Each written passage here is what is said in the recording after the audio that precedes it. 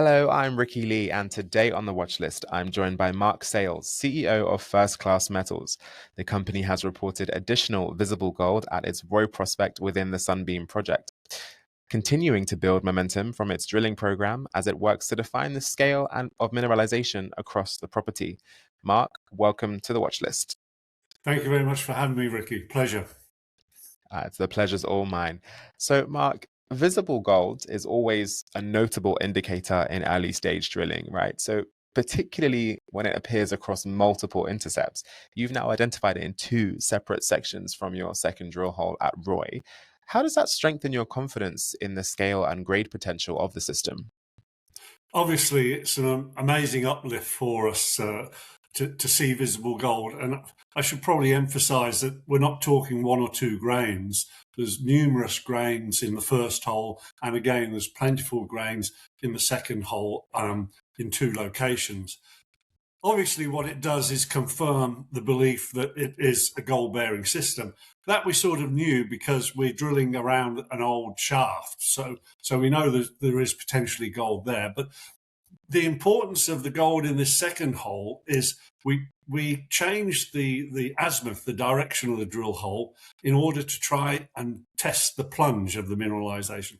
All these systems are 3 important factors: structure, structure, and structure. So the fact that we're understanding the structure which controls the mineralization gives us a better chance of honing in on that mineralization, and in this instance, visible gold. So it's an amazingly big uplift for the team. Amazing. Sounds like a big uplift indeed. And you've also confirmed mineralization over a strike length exceeding 300 meters. In systems like this, continuity is key. Do you see potential for that structure to extend further? And what steps are you planning to take to test that along the strike? We have a lot of confidence that the structure exceeds that because we're just at that 300 meters at the southern end of a 5-kilometer long soil and VLF, which is a form of geophysics, grid. And we've got multiple anomalous samples along that 5 kilometers. And where we stopped another 1.5 kilometers further to the northeast is a lake sediment sample, which went 101 ppb, which is an incredibly high value for a lake sediment sample. Added to that, Ricki, that when we were doing the soil sampling, we found 2 historic shafts, which we didn't know were there. So this whole Roy structure has the ability, the robustness to be something special. Brilliant news. What a lovely surprise. So, with consistent results then coming through like this across multiple holes, like we've mentioned, the story is really starting to build up here. So, as you look out over the next few years, how do you expect the Sunbeam project to evolve, and what key milestones should investors be watching as you move toward potential resource definition? The Sunbeam property is an incredibly well-endowed property.